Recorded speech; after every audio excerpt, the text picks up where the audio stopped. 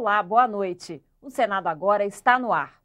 A Comissão de Constituição e Justiça começa esta semana uma série de debates sobre o projeto de reforma do Código Penal. A primeira audiência pública está marcada para amanhã. A reforma do Código Penal começou a ser discutida por um grupo de juristas nomeados pelo Senado em 2011.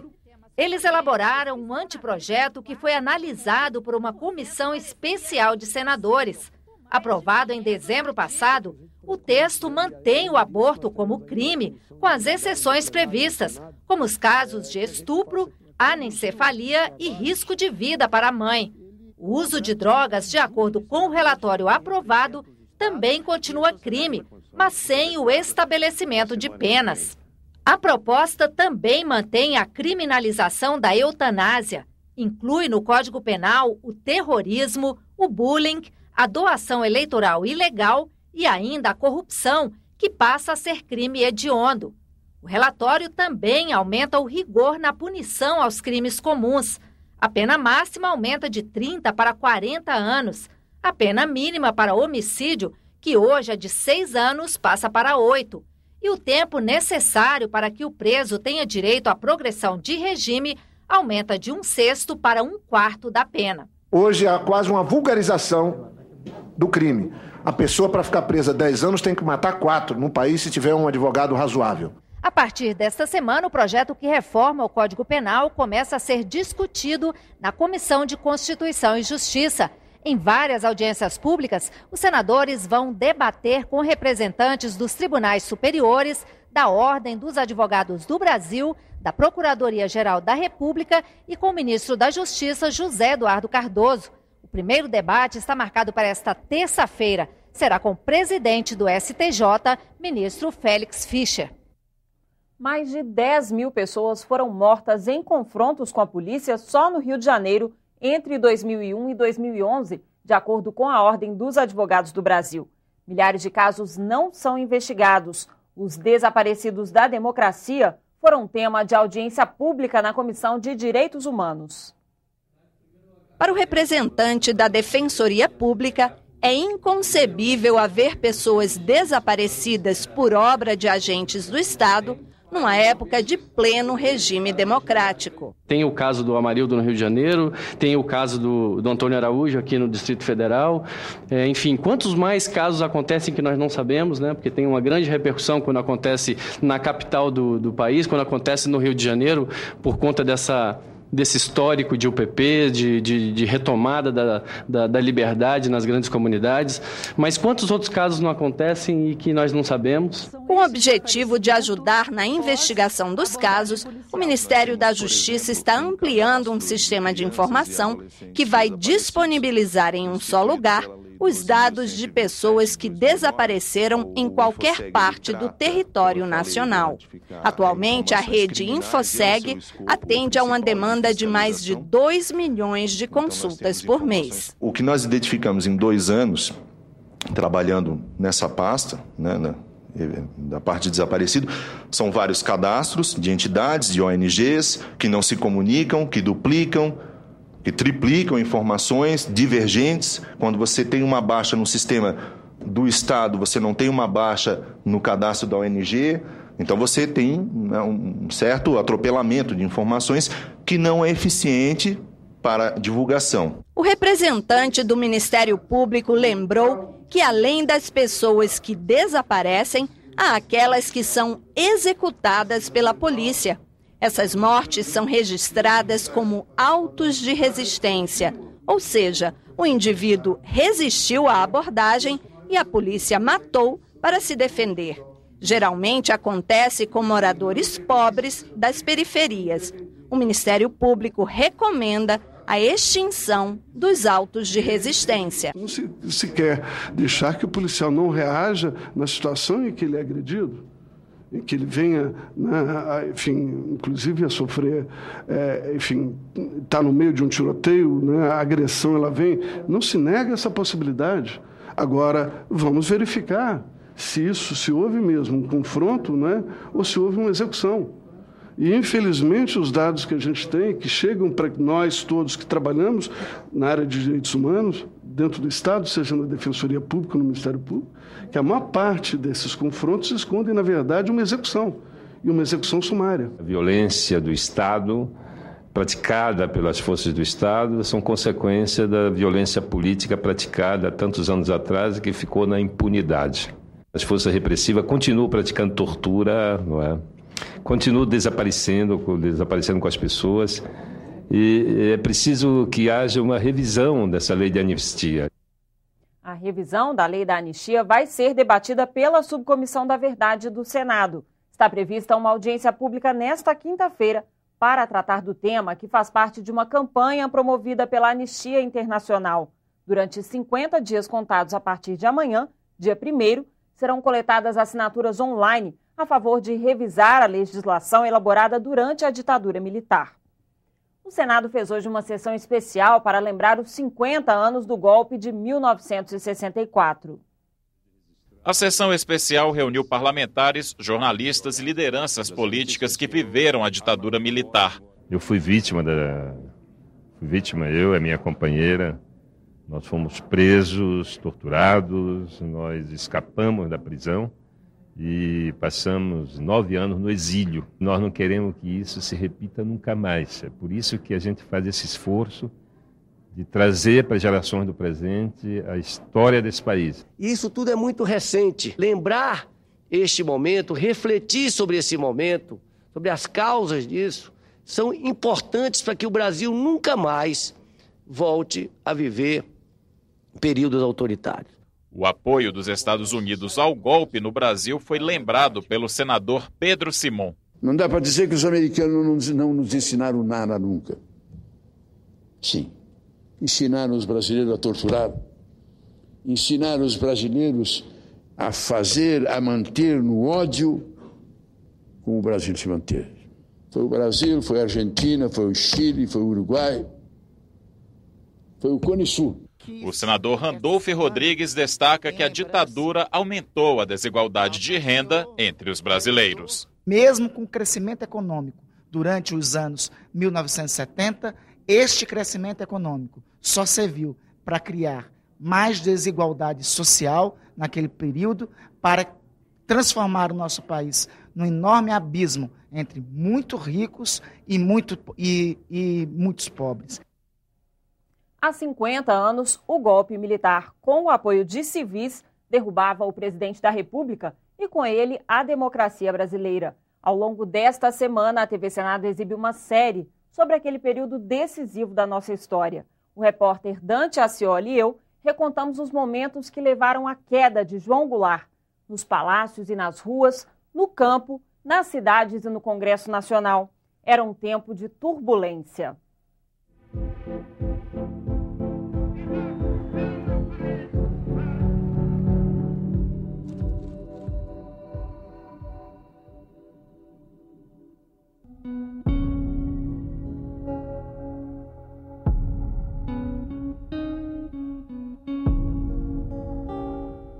9 de fevereiro de 1964, em pleno domingo de carnaval, morreu Ari Barroso, no mesmo dia em que a escola de samba Império Serrano homenageou o compositor mineiro que cantou o Brasil para o mundo.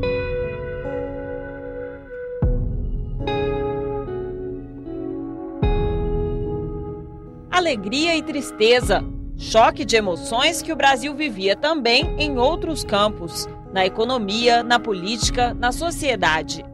O clima era completamente conturbado, porque há meses já que o Brasil estava dividido de alto a baixo. Em crise e um momento de radicalização política e ideológica muito grande, seguindo, na verdade, o que acontecia em toda a América Latina. Inflação de 75%, conflitos no campo, greves, manifestações sindicais e estudantis, luta anticomunista, calorosos debates políticos. Foram assim os 40 dias que antecederam a histórica Semana Santa de 64. Golpes não eram novidade na política brasileira. De 45 a 64 foram várias tentativas. João Goulart enfrentou resistências desde o início para tomar posse após a renúncia de Jânio Quadros o vice-presidente teve que aceitar o parlamentarismo e dividir o comando com o primeiro-ministro nomeado pelo Congresso. Só após 2 anos, Jango reconquistou o poder por meio de um plebiscito em janeiro de 63. Você que está vendo que o parlamentarismo não funciona. Você que tem o direito de escolher o seu presidente e o seu governador. Compareça dia 6 e marque não. Não. O país assistia a discursos e episódios cada vez mais extremistas. Era uma luta radicalizada dos dois lados, da esquerda e da direita, né? O governo João Goulart foi um governo muito perturbado. Não pôde administrar praticamente. Entre os militares, a gota d'água para apoiar o golpe foram revoltas nas Forças Armadas. Em setembro de 63, sargentos se rebelaram pelo direito de serem eleitos. Tomaram prédios públicos. Em Brasília, cercaram o Congresso, mas acabaram anistiados pelo presidente João Goulart. Quando ele propôs, então, a reforma nas Forças Armadas, quer dizer, dar aos sargentos o direito de voto, o direito de manifestação, coisa que os oficiais não admitiam, então, nessa hora, ele perdeu totalmente o controle. Jango pediu ao Congresso autorização para governar em estado de sítio. O estado de sítio significa a suspensão das garantias regulares, as garantias constitucionais regulares, e amplia o poder do executivo. Isso tudo ajuda a construir um caldo de cultura desfavorável à própria democracia e a ampliação da desconfiança recíproca entre esquerda e direita. Mas sem apoio, o presidente retirou o projeto e buscou o respaldo sindical e popular. No comício de 13 de março de 64, anunciou as reformas de base para 250 mil pessoas na Central do Brasil. O governo reafirma seus propósitos inabaláveis de lutar com todas as suas forças pela reforma da sociedade brasileira. Foram propostas concretas, eu diria arrojadas, no sentido de que ia na contramão do que pensava o Congresso e do que pensavam as forças reacionárias que tinham uma maior expressão no Brasil. Não apenas pela reforma agrária, mas pela reforma tributária, pela reforma eleitoral ampla, pelo voto do analfabeto, pela elegibilidade de todos os brasileiros. Quis fazer tudo de uma vez só. E aí se arrebentou porque a maioria do país, da classe média, das elites, o país não quis aquela modificação tão rápida, tão violenta. Pela justiça social e ao lado do povo, pelo progresso do Brasil.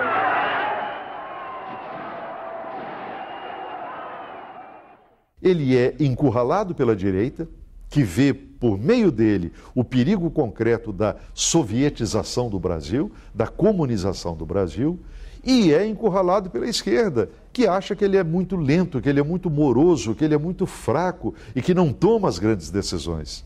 Penso até que é por isso que ele joga todas as fichas no comício da Central do Brasil. Ou seja, já que ele está sendo empurrado pelas lideranças de esquerda e de direita, vai se jogar nos braços do povo. Os discursos inflamados no Rio de Janeiro ecoaram aqui em Brasília.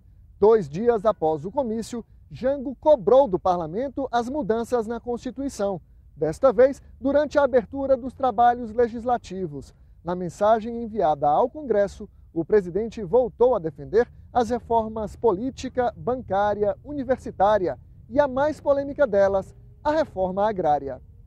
É, pois, com mais alto apreço que me dirijo ao Congresso Nacional, a fim de pedir-lhe o exame desapaixonado das diretrizes aqui formuladas, para as modificações do texto constitucional, visando a consecução pacífica e democrática da reforma de base. Para a oposição, Jango queria impor as reformas ao Congresso e implantar uma ditadura no Brasil. Não estamos dispostos, senhor presidente, a deixar que as instituições republicanas sejam envolvidas no maremoto da demagogia e da sedição. A defesa coube a Tancredo Neves, que havia sido primeiro-ministro de Jango durante o parlamentarismo e, em 64, era o líder da maioria. O que faz Sua Excelência é sugerir modificações e, todas as vezes que o faz, submete a sua sugestão à alta sabedoria e à alta soberania do Congresso Nacional. O presidente do Congresso, senador Moura Andrade, deixou clara a atenção entre os poderes legislativo e executivo e mandou um recado explícito para João Goulart. Para a desordem, para o desrespeito aos princípios mais puros e mais válidos do regime, ninguém poderá contar conosco. Estamos decididos a interromper as causas de tantas incompreensões na vida brasileira, entre elas, a marcha do comunismo. 2 semanas depois, Moura Andrade divulgaria um manifesto para romper com o governo e pedir a intervenção das Forças Armadas. A oposição no Congresso era ruidosa, queria o impeachment de João Goulart. Já não resta mais dúvida alguma que chegamos à hora das definições neste país. O chefe de governo evidencia estar disposto até mesmo a chegar à comunização do Brasil, para que aqueles propósitos que perseguem com indiscutível tenacidade encontrem possibilidade de êxito. A turbulência política e o medo das reformas aumentaram um grupo de apoiadores do golpe. Empresários, industriais, políticos, profissionais liberais, parte da igreja e a nascente classe média. Grupo que saiu às ruas de várias cidades brasileiras nas marchas da família com Deus pela liberdade. Em São Paulo, no dia 19 de março, 500 mil pessoas participaram do protesto contra as reformas que elas consideravam comunistas. Nos dias que antecederam ao 31 de março, era muito comum nas cidades brasileiras, das maiores até as menores, as aulas serem suspensas nas escolas, os alunos, as crianças serem levadas para as igrejas e, junto com as suas professoras, rezar o terço. E a cada conjunto de 10 Ave-Marias e um Pai Nosso intercalavam com a seguinte exortação: Nossa Senhora Aparecida, padroeira do Brasil, livrai-nos do comunismo. Era este o ambiente que se vivia no Brasil naquele momento. A imprensa, com exceção do jornal Última Hora, também passou a atacar o governo. A elite brasileira, que tinha o domínio do rádio, do jornal, da televisão, as grandes vozes troantes no Congresso Nacional, eram ultraconservadores. Os sindicatos trabalhistas e a União Nacional dos Estudantes defendiam o governo e as reformas. O fotógrafo paulista Jorge Bodansky relembra as utopias de 64, quando estudava na Universidade de Brasília. Era um clima fantástico de euforia. Eu não conseguia imaginar que pessoas pudessem ser contra isso, né? Para mim, o Brasil caminhava nesse sentido, né? Para construir uma nação livre, independente e igualitária. Né? A semana do golpe começou com um quórum baixo no Congresso. De 470 parlamentares, apenas 169 estavam em Brasília. Naquele dia 30 de março, a defesa de Jango foi tímida, limitada a meia dúzia de oradores. Aqui na Câmara, o mais empenhado era Doutel de Andrade, líder do PTB, partido do presidente. A oposição, irritadíssima, furibunda, levanta aqui a inveja contra o senhor presidente da República. Faço uma advertência para que não tenham a coragem de botar a cabeça de fora, porque será decepada. A ameaça não surtiu efeito. Deputados e senadores de oposição incitavam as Forças Armadas. Que autoridade tem o senhor presidente da República para pretender, agora, que as Forças Armadas o sustentem no poder, quando ele pretendeu destruir-lhes a estrutura? E da tribuna, os discursos já insinuavam o que estava por vir. Se as Forças Armadas quiserem cumprir seu dever constitucional, nós cumpriremos o nosso, fazendo aquilo que está no nosso alcance. Na noite daquela segunda-feira, em Minas Gerais, a conspiração foi a público. O general Carlos Guedes admitiu que os militares tramavam um golpe. Foi numa entrevista ao jornalista Fábio Martins, da Rádio Itatiaia de Belo Horizonte. Chegou a falar que ia depor o presidente João Goulart, o governo constituído.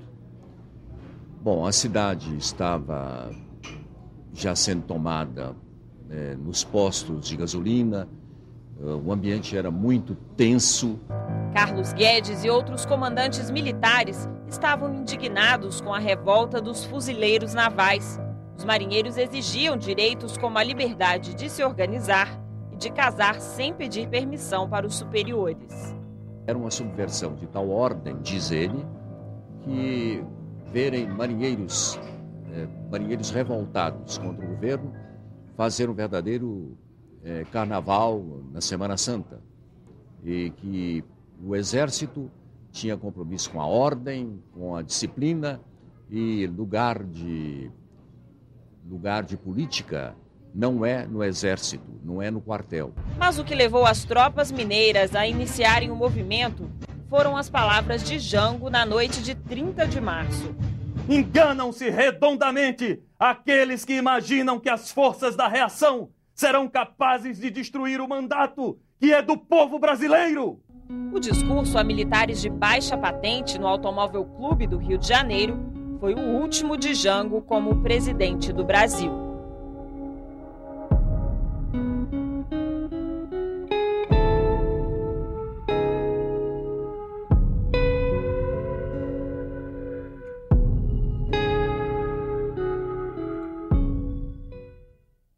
Amanhã nós vamos recontar os acontecimentos do dia 31 de março. Você vai ver como o voluntarismo de um general precipitou o golpe, os embates entre partidários e adversários do presidente. Vai ouvir preciosidades históricas, as gravações de áudio que registraram a tensão daqueles dias no Senado e na Câmara. Você terá outras informações a qualquer momento em nossa programação. E nesta terça-feira, às 8h15 da manhã, no Senado em Dia. Boa noite.